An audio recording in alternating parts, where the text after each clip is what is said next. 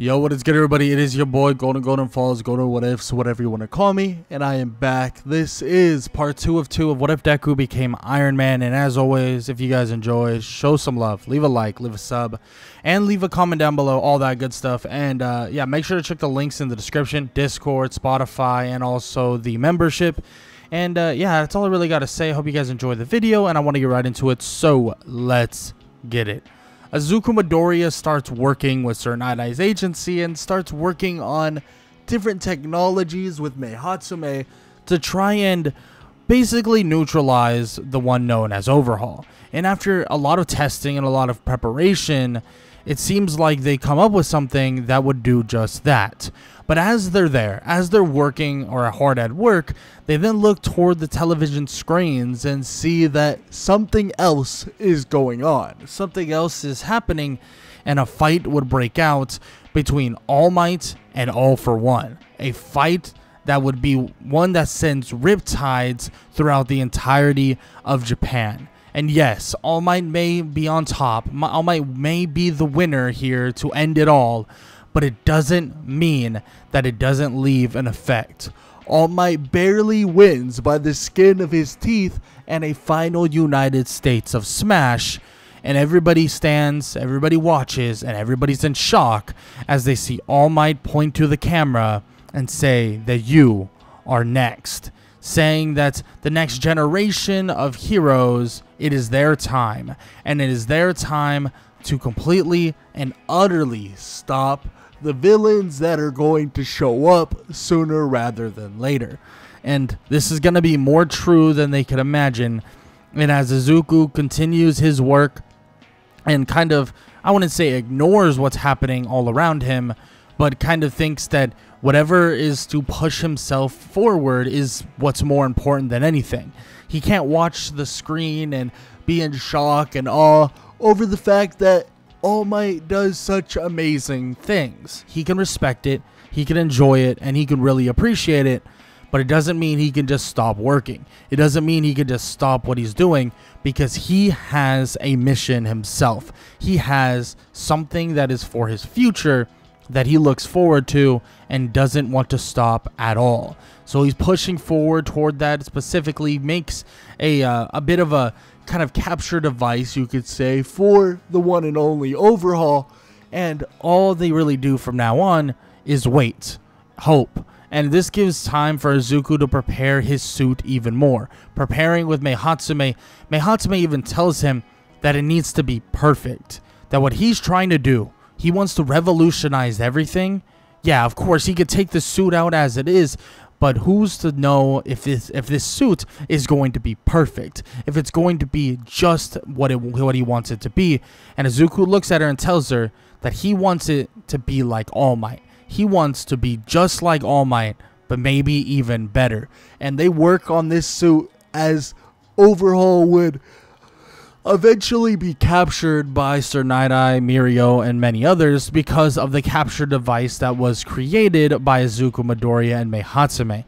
But they continue working, hard at work, working on this specifically, and eventually, after time would pass, Izuku would actually get an opportunity to show off his own skills and his ability during a kind of Class 1A versus Class 1B type of fight. And Izuku, well, he wants to show off exactly what he can do. I mean, he's already proven what he can do. He's proven to Bakugo and many others that he can keep up, and that a literal support hero is able to stand toe-to-toe with some of the best hero course students. So when they do a joint training battle, and he's kind of put into a slot to basically work with and fight alongside both Class 1B and Class 1A, same with Hitoshi Shinso, it seems as if it's pretty obvious that Izuku can really give off a lot of capabilities, even just with his gauntlets and his boots that allow him to fly, shoot a ton of lasers and beams and all of these crazy utility-like items.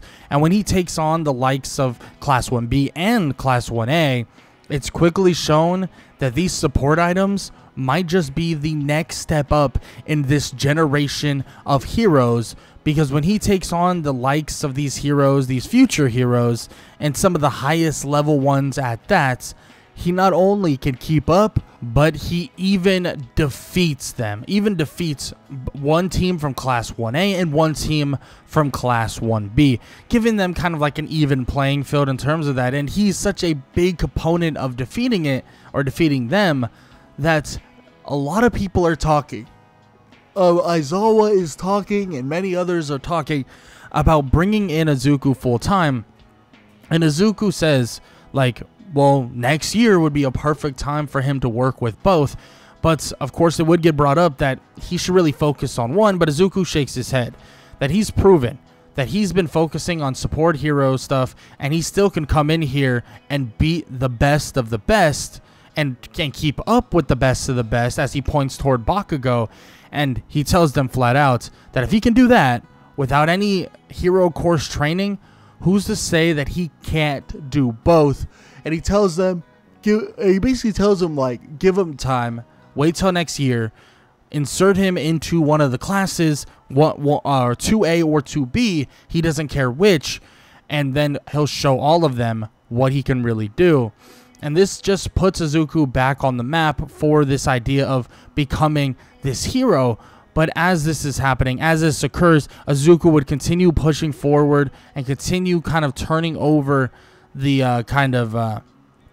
the new ideas of what he can truly do. And he continues working hard, preparing himself, and even kind of taking different tests that would allow him to be a hero. Now, he doesn't take the test, this hero kind of license, or provisional hero license test with the normal classes and stuff. He actually takes it by himself in different scenarios and stuff like that.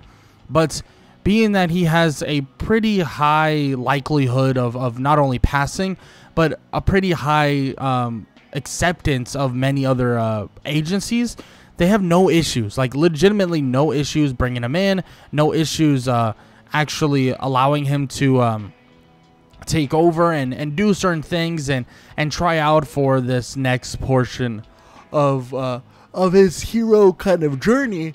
And he gets his provisional hero license exam, and from here on out, he kind of just continues training, preparing, and even gets word of something that would be very, very terrifying.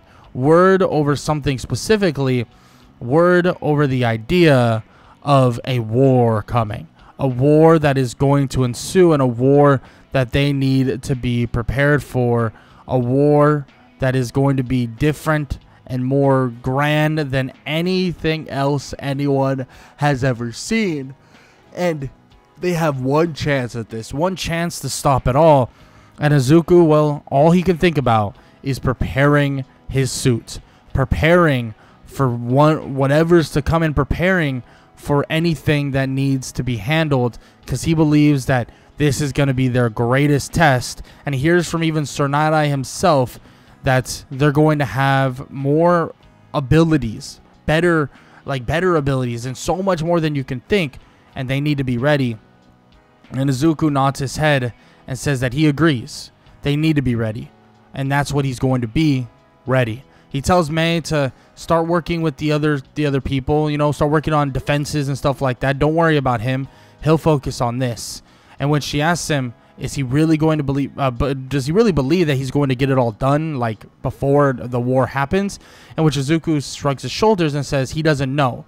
But he does know is that once he steps foot out there, there is no going back. And he continues to prepare for 4 months straight. All he's doing, day in and day out, nights and day, all he's doing is training, preparing, and doing everything he possibly can to prepare himself and others for this up-and-coming war. And, of course, this would be, you know, a good thing. And Izuku would be creating something that has never been created before, his suit of armor. And an armor that could stand up to the likes of the strongest heroes and villains out there. And he's doing everything he possibly can to do so. And on top of that, he's preparing for every single contingency. He heard from other heroes, and Sir Night-Eye really more specifically, the things that these villains could bring to the table and the things that they might have to deal with. And Sir Night-Eye basically tells them, like, there's certain things that they foresee and certain things that they need to really be ready for.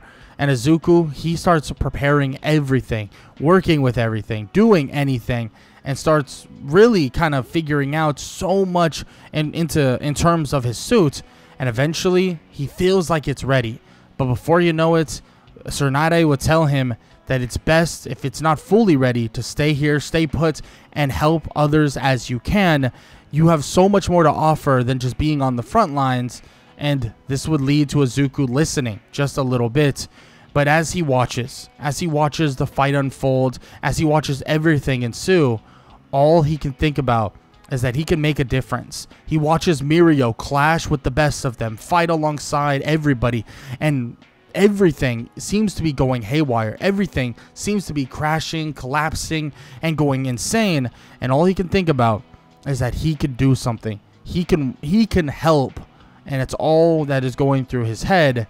And then he thinks about it for a second. He looks to his side to see the little girl by the name of Eri sitting there wondering what's happening, and realizing that he's put here as a glorified babysitter, but he can do something. He looks at Eri, and Eri asks him if everything's going to be all right, if everything's going to be okay, and if he should be out there doing something. And Izuku looks at her and then looks back and thinks he should. He walks toward the support station, and he immediately starts clicking his gauntlets, and as the suit would open up, he would walk into it, and it would cover his body entirely. He can hear a voice that is, well, like an AI kind of voice would begin speaking to him, and he realizes that it sounds a lot like Mei Hatsume. Oh, no. And he realizes that the AI, or like this artificial intelligence that was put into his suit, is actually, well, Mei's voice, and that's going to annoy the hell out of him. But beyond that, it seems like it's working fine, and he begins to move around to feel that everything is good. But as all the information is surging, he now knows of basically weaknesses and other things that need to be handled, and he knows that Shigaraki is one that has some sort of quirk, and a quirk that allows him to regenerate so much. But it seems as if Aizawa is like the only one that can hold him long enough to where he can actually, you know, be utilized and also defeat Shigaraki in one foul swoop. So he takes off, flying towards the location, and then when he arrives, he hovers over the entire area, as Shigaraki has so many of the heroes on the back foot, and a lot of these other villains as well have them on the back foot too. Gigantomachia and a large group of villains seemingly are winning this fight just enough to where the heroes don't know their next play. But Izuku would show up, and in a one foul swoop would blast Shigaraki away and tell Aizawa to get a rest, because they're going to need him for one final push against this guy. And he tells some of the other heroes to go help with that giant monstrous creature, because they need to get that thing down ASAP. In which Aizawa asks him if he really believes he's ready for this, if he really believes that he can handle this, in which Izuku tells him that he'll give him enough time to rest, give him enough time to close his eyes and regain a little bit of that. And he tells him that he's more than ready, because he's been preparing for this his entire life. Shigaraki would dust himself off and would realize that even he is slow, like his regeneration is slowed just a little bit. He tells Izuku he doesn't know what's in those blasters, he doesn't know what's in those beams, but it's something damn freaking annoying. And he's going to have to singe that entire suit straight off of his cold, dead body. Izuku tells him that he's going to wish he never said that. And he immediately beams him again, blasting him straight into the ground, sending him flying through countless buildings as well, as he gets pushed even backwards through the ground and the concrete, pushing him through the buildings. Izuku flies over and begins to clear out everything, burning Shigaraki with a giant, basically flamethrower. And he tells Shigaraki that everything in his suit, he knew this day would come, and he knew that somebody would have something like he does. And he has worked with multiple different agents, multiple different elements, multiple different things that slow down regeneration, and it's all to a chemical level. And he tells Shigaraki that they don't just need Aizawa to cancel his quirk, because he's doing it right now. Shigaraki gets up and brushes himself off and says even so, his regeneration is plenty. So unless he can hold him off long enough before, for Eraserhead to get his ass up, it won't matter. Shigaraki goes charging at Izuku, sending tendrils as well, and Izuku would dodge mid-air, flying around, as Mirio would come out of nowhere, landing a blow straight to Shigaraki, and Shigaraki would be annoyed, telling him to get the hell out of here. He's dealing with this guy, whatever his damn name is. And he looks at Izuku and he thinks, what is his name? Who the hell are you anyways? Immediately Izuku would look at him and he would say that he didn't think that far. But how about this?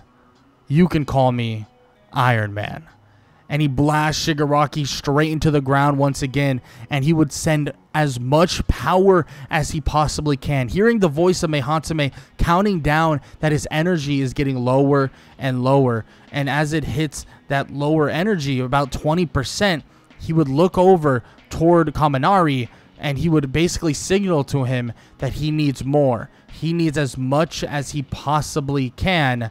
And as he does this, Kaminari shrugs his shoulders and just unleashes as much power as he possibly can at Izuku Midoriya. And Izuku would clear out as he would gain so much extra energy, up to 200%.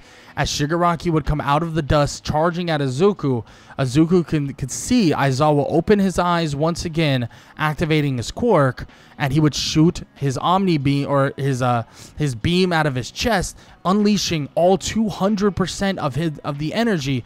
The quirks being canceled as the beam would ensue and also cover Shigaraki entirely, scorching him basically to nothingness.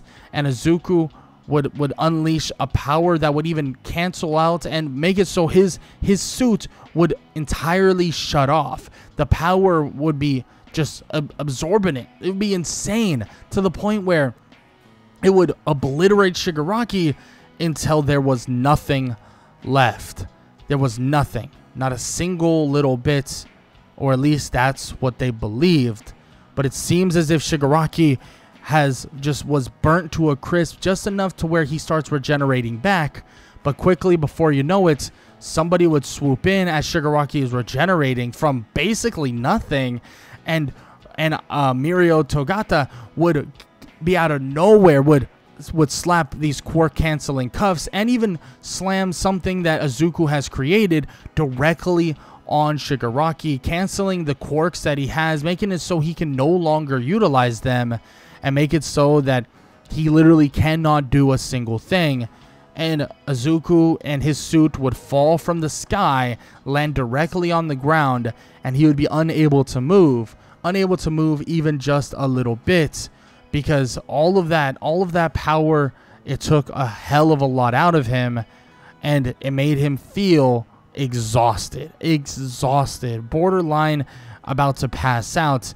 But the other heroes would come over, pick him up, and tell him that he did a hell of a job, and whatever he made, and whatever all those years, those 16 years of preparing, those 16 years of creating, that right there was all worth it. In which Shigaraki is defeated, the League of Villains is now being completely captured, and Gigantomachia is fallen as well. But unfortunately, there's one person, or actually quite a few, that unfortunately passed during this war, and they were to sacrifice themselves to make sure that Gigantomachia never woke up, or at least never woke up during the fight. And as all this occurs, and as all the villains are put behind bars, and as everybody mourns for the people they lost during this fight, the end of the war and the end of the League of Villains and so much more would ensue. And as they enter their second years, Izuku Midoriya would get one singular letter in the mail, a letter that basically allows him and invites him to join either Class 1A or Class 2A, excuse me, or Class 2B of his choice, and join them in the hero course, as well as allowing him to push forward with Mei Hatsume in the support course as well.